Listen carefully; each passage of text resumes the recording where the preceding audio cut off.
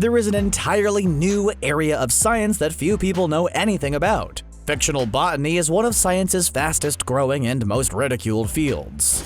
Fic botanists study things like Harry Potter's mandrakes or the Swamp Thing from DC Comics. One of the most debated subjects in fictional botany revolves around the Senzu bean from the Dragon Ball universe. It's a fascinating little legume that allows a beaten warrior to regain his fighting spirit. While fans have seen a wide variety of its effects, many have no idea the full extent of its abilities. Though it does also have some stunning limitations. The bean has shockingly little value as actual medicine. So let's analyze one of fiction's greatest botanical mysteries, the Senzu bean.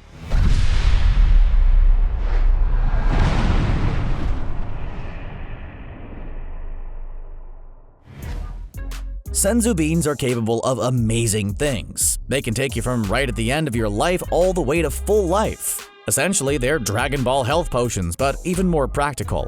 What's insane is that they're even more powerful than what we've seen them do so far in the series. They're said to have the ability to regrow limbs instead of just health. During the Android saga, Trunks talks a little bit about his life in the android-ravaged future. Vegeta and Goku are both long gone, leaving him to be trained by a much meaner Gohan. This Gohan was heavily scarred and one arm shorter than his prime timeline equivalent. He also mentions that Senzu beans can potentially regrow arms. He lamented that if they had Senzu beans in his time, that Gohan could have regrown his arm. This is an insane amount of power that the beans have, though it does confuse things a little bit. If they regrow lost limbs, why don't they also regrow Saiyan tails? We always see our warriors use Senzu beans for the purposes of regaining health while taking on enemies. Rarely do we ever see them used for a different purpose. While they are great for warriors, apparently they're an even greater source of nutrition. One bean is evidently enough to keep a person fed for 10 days. This explains why our fighters rarely have to stop to get a food break. It also explains how our heroes can pack on so much mass. Clearly, Senzu beans are full of protein because it would take a lot for Goku to get guns like that. What's confusing about this is that there is a much better use for Senzu beans than just for warriors. A food that is this potent could cure world hunger with zero effort. It's clear that these beans are very hard to grow, but you'd think Capsule Corp could work harder to fix this problem.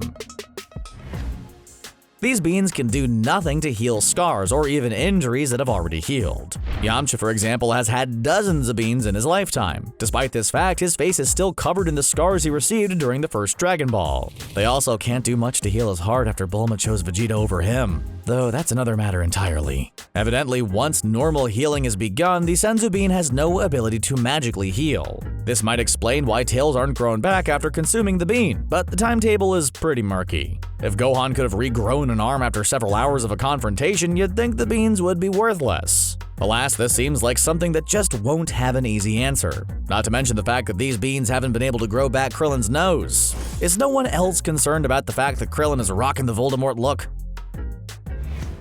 We've covered some of the miraculous effects of the Senzu bean thus far, but it leaves a rather large question. If these beans are so useful, why isn't every hospital stocked with them? You'd think that a world that had Senzu beans would be a paradise with no diseases. Doctors would simply be farmers who supplied their patients with a magical cure-all for any occasion. Well, things aren't quite that simple. While the Senzu beans are great at healing a wide variety of vicious injuries, they have very little effect on diseases. We've seen these beans heal Goku several times over, even when it looked like he was done for. That being said, once he contracted a rare disease during the Android saga, they were of no use to him. Despite the fact that he took on villains like Vegeta and Frieza without losing his life, heart disease nearly ended it. This doesn't make a whole lot of sense, but maybe it's more a matter of its magical properties than scientific. Unlike science, magic has very arbitrary rules that control what magic items can and can't do. In order to make a Super Saiyan God, you need exactly 6 Saiyans to give someone these powers. This doesn't seem to account for power level or even if the Saiyan is fully formed. For some reason, Vidal's Saiyan fetus counts as much of a Saiyan as Vegeta or Gohan. Sometimes these magic rules just don't make a lot of sense. There's one massive plot hole in Dragon Ball that has long bothered fans. Well, fans that don't know the intricate details about the universe at least. If these Senzu beans are so powerful and they can have access to hyperbolic time chambers, why don't they just grow an infinite amount? If you had a room that could speed up time, you could grow a year's worth of beans every day. This would give them enough beans to eat every time they took a hit, even if it wasn't a big one. Unlike a few other mysteries, this one does have a definitive answer. Apparently, they can't grow in the chamber at all, though this isn't exclusive to Senzu beans. No plants can grow in the time chamber's environment. Evidently, it's too hostile for any vegetation to survive. The chamber does have a slightly different environment than Earth's. It has a greater gravitational pull than the planet's normal one. This was so strong that it brought Gohan to his knees when he stepped inside. So it's easy to see that there might be different environmental changes inside the chamber. It's incredibly bright in there, but it doesn't seem like it's sunlight. That alone might prevent a plant from growing there. The androids have a massive advantage over our fighters. While the heroes might be able to gain massive power levels, they use up energy in their attacks. This can leave them tired after just a few minutes if they're attacking carelessly enough. Androids, on the other hand, never tire, no matter how long a confrontation lasts. This was demonstrated in painful clarity when 18 took down Vegeta despite the fact that he had incredible Super Saiyan powers. They used this advantage to not only wipe out the Z fighters, but also to take out most of humanity. You'd think that if the humans had access to Senzu beans, they would be more than able to cancel out this advantage. But that was the problem though, they didn't have any Senzu beans. Future Trunks confirms that in his time there are no Senzu beans. The reason why isn't definitively stated, but there are several good guesses. The first is the simplest. It's easy to think that the androids merely destroyed Korin and Kame's towers. This would be the easiest way to do supreme damage to our fighters.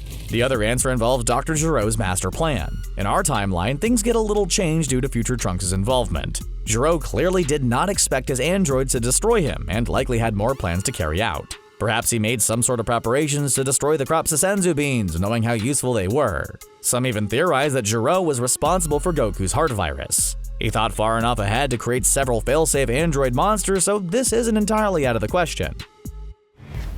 There was a lot of time to prepare for the arrival of Vegeta and Nappa. Raditz made it clear exactly how long it would take for them to get there, giving them plenty of time to train. It's really never a good idea to show your hand like that. If he hadn't said that, Goku surely wouldn't have been in quite as much of a rush to get home, and the Saiyans would have won. Clearly, Raditz is an idiot. One would think that with so much time, each fighter would have a utility belt full of Senzu beans to consume any time they needed one. Unfortunately, the Senzu crop wasn't big enough to supply them with that many. Evidently, Senzu beans aren't quite as easy to grow as one would think. Apparently, only a few beans are available at each harvest. The beans that they used could have been the result of dozens of harvests. Still, you'd think that this process could be optimized somehow. Die-hard fans love Dragon Ball, Dragon Ball Z, and Dragon Ball Super, and even most of the movies. Broly wasn't made canon just for fun. It was because he was so dang popular. Count on Cooler coming at some point. There is one part of the Dragon Ball universe that doesn't get a lot of love though. Most people think of Dragon Ball GT as the weak link in the franchise. There's a reason why Dragon Ball Super pretty much ignores it entirely. Part of the reason for GT's unpopularity is how different it is from the ones before it. The show begins with a silly space adventure that's childish even by the standards of the original Dragon Ball. It tried to pivot to a more action-heavy emphasis with the Baby Saga, but fans just viewed this as it trying to copy Dragon Ball Z. It either was too distant from the franchise or so much like it that it couldn't stand on its own. Fans also noticed that certain elements from the franchise were non-existent in the new show. Senzu beans were a huge missing piece in GT's canon. Despite the fact that the characters went up against incredibly powerful beings like Omega Shenron and Super 18, they never used the beans. This really doesn't make any sense considering how dire everything was. Possibly the beans were destroyed somehow, but it's much more likely they were just forgotten. We've seen Senzu beans eaten dozens of times over. Haven't you ever wondered what they taste like? Well, prepare for disappointment. Apparently, they taste like undercooked beans or celery, possibly akin to an uncooked lima bean. Though Yajirobe thinks they taste like fish. It's possible that one could fix this with a good recipe or two, but no one seems to have tried yet. Would it be too much if Goku just carried a little container of ranch to dip them in at all times? The funniest thing about the Senzu bean is that its name is technically redundant. Senzu translates to hermit bean. Technically, every time someone says Senzu bean, they're just saying hermit bean. It's as silly as people saying ATM machine. While this is certainly a dubbing issue, it isn't insane that the characters would make this mistake. That's why true fans and fiction scientists refer to it by its scientific name. Fasciolis sensulis. That's 100% real and definitely not made up for this video. And there you have it, the 10 things you didn't know about Dragon Ball's most fascinating edible power saver. Were there any facts about Senzu beans that we missed? Certainly the fictional botany community will try to correct this error. Be sure to let us know in the comments, and don't forget to like and subscribe to CBR for more great content.